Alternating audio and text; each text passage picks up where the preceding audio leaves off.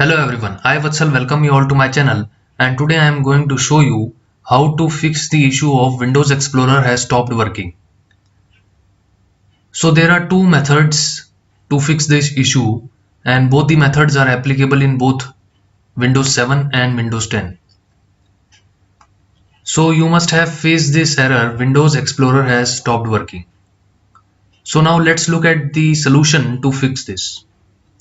So the first method is just go to the control panel. Now change the view by two small icons and then click on folder options.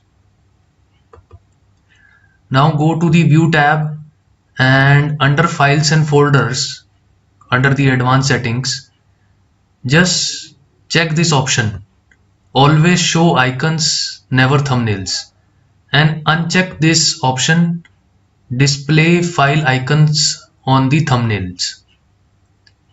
Click on apply, click on OK, and just check whether your issue is resolved or not. If still the issue is not resolved, then try out method number 2.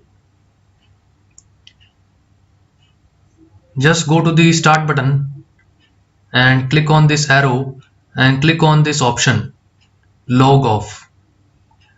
So you will be logged off, and after logging off just re-log in and your issue will be resolved. So these were the two methods that you can try out to fix the issue of Windows Explorer has stopped working. So that's it from my side. If you like my video, you can click on the like button and subscribe to my channel. Thanks for watching.